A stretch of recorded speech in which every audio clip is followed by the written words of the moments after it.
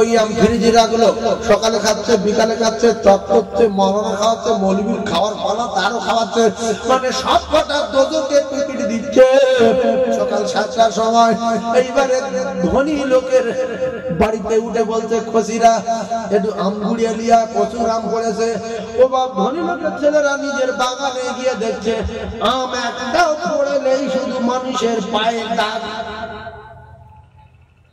বলছো আম নেই, পড়েনি, বলছে শুধু গোটা কেটে, শুধু গোটা কেটে বলছে আল্লাহ যারা গুড়িয়ে খেয়েছে প্রত্যেকে পেটে ফলে গেল। আমার বাগানের নাম সব্বাস করলি হলো। আম নিয়ে যাওয়ার পরে আপনি ফেলে দিতে পারেন না? আপনি কি রাম নামাজি, ফেলে দিয়েছেন কোনদিন? বরং অনেক লোক দেখা গেছে তাহাজ্জুদ করতে যাচ্ছে বর্ষার সময়, আর হঠাৎ করে শোল মাছ 1.5 কেজি দিল, শোল মাছ লাং মেরে রাস্তায় উঠেছে, সঙ্গে সঙ্গে লুঙ্গি যায় যার মাছ ধরে নে, লুঙ্গি খুলে মাছ ধরে নে বাড়ি গিয়ে বলছে মাছটা ভালো করে কষা, তাহাজ্জুদ করবো, ফজরের নামাজ পড়বো, পড়ে এসে চমচম চমচম করে খাবো।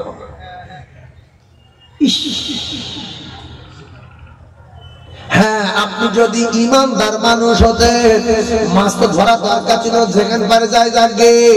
যদিও আপনি বিরাট জ্ঞানী মানুষ বলে আপনি কি করলেন, মাছ ধরেছেন, ঠিক আছে, ধরে নিয়ে উচিত ছিল আপনার ওর বাড়ি যাওয়া।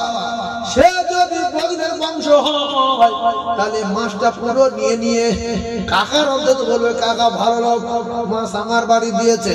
আর সে যদি নরম মনের মানুষ হয়, সে যদি আপনার দিয়ে দেয়, আপনার খাওয়া হালাল যায়, যদি হাফ দেয় তাও যায়, যদি পাক্কা বগলির বংশ হয়, যদি তরকারি দেয় তাও যায়, যদি না দেয় কোনো অসুবিধা নাই।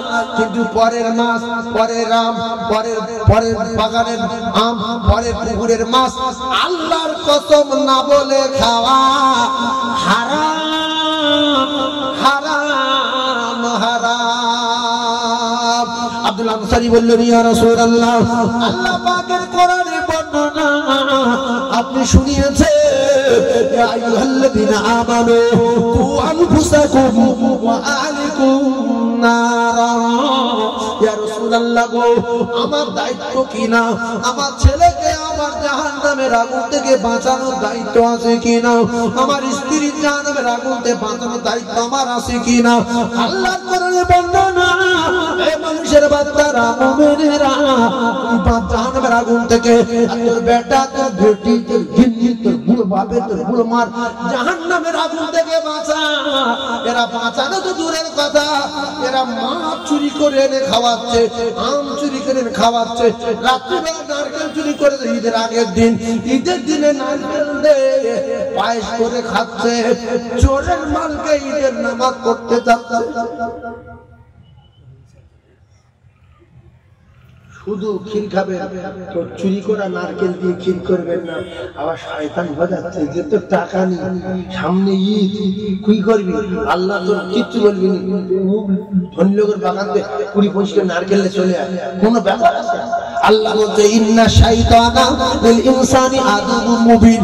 এই বড় বেঈমান তোমাদের ধোঁকা দেবে, ধোঁকা বানিয়ে আল্লাহর জাহান্নামের টিকিট ধরিয়ে দেওয়ার দায়িত্ব ও নিয়েছে, আমি টিকিট ধরিয়ে দেব।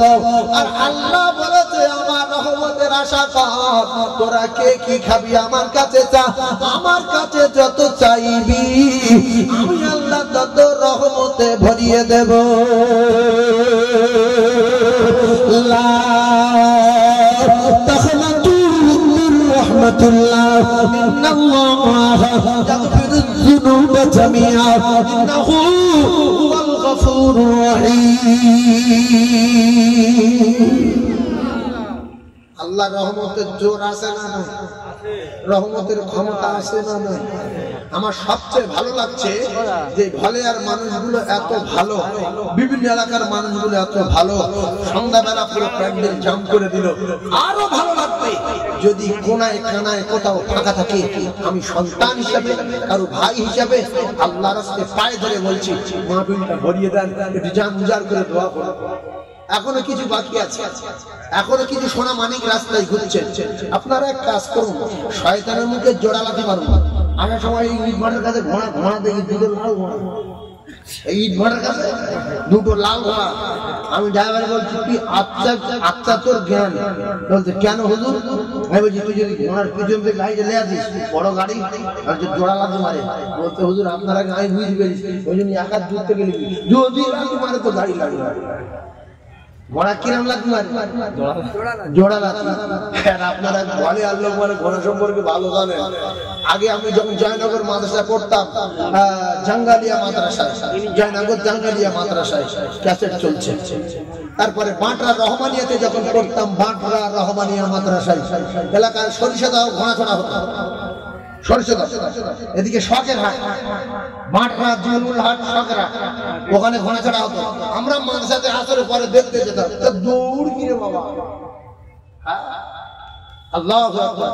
সেই আস্তে আস্তে দেখছি মরার কাছে রাস্তা শর্ট, তুই আচ্ছা কাজ করে লাঠি গাড়ি টুকরে দেবে। আর ওর মার মানে বোমর ঘোড়া লাঠি যে খেয়েছে তার মনে আছে যে ঘোড়া লাঠি গাড়ি নিয়ে যাবে না।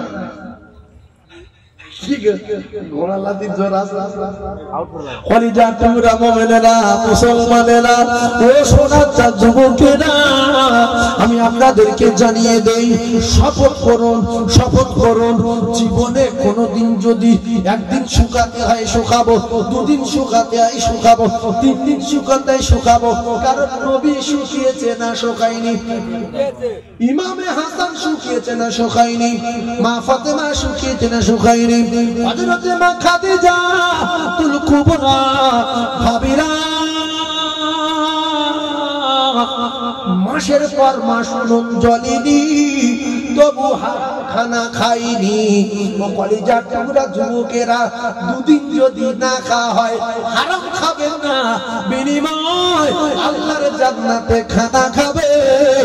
ওয়ালা হাবি তৈরিম মিম্মা ইয়াশতাহুন, শুধু মনে মনে করবে পেটের মতো পাখির গোশ খাবো, সাথে সাথে পেলেটে কাবাব আর গুনাহ হয়ে বসে যাবে।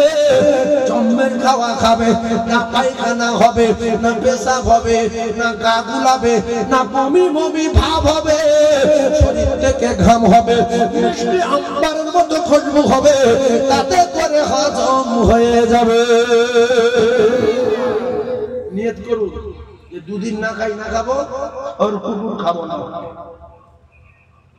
সরকুকুর মানে কি?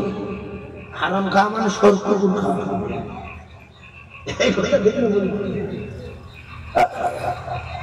লোকে ভাবছে যে সরকুকুর তো খাই না, ওই লোকের বাগানতে আম না বলে চুরি করে আনা কুকুরি কুম খাওয়া। লোকের পুকুরি পালাতে রেখেছে, রাত্রে পালা ঠেলে দে, তারপরে দিন মগরের পরে গোড়া করে গুঁড়ো ভেজে জাল ফেললো, কাজ হয়ে গেছে।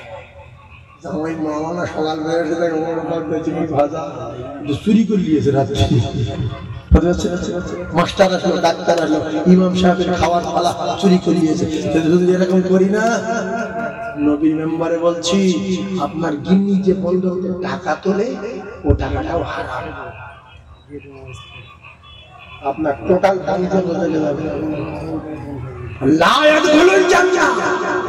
আমাদের উপরে ঝাপটা আসছে কেন? এই খাওয়া দাওয়া খারাপ বলে আমাদের আমলে মাত্র লাইন ক্লিয়ার হচ্ছে না, সেজন্য ঝাপটা আসছে। বিল পাস হয়ে গেছে না যায়নি? কথা বলে কিছু লোক চুপ করে আসবে, মানে যায় জানেন। জিও ফোন চালায়, জিও ফোন আর নোকিয়া ফোন চালায়, জানেন। তবে একটা কথা বলে যাচ্ছে, সুযোগ একটা এসেছে মুসলমানদের, আল্লাহ জান্নাতুল ফিরদাউস দেবেন, সুযোগ এসে গেছে। আল্লাহর ঘর যদি কেউ ভাঙতে আসে আর আল্লাহর গোলামগুলো যদি বাধা দেয়, বাধা দেওয়ার সময় যদি মারা যায়,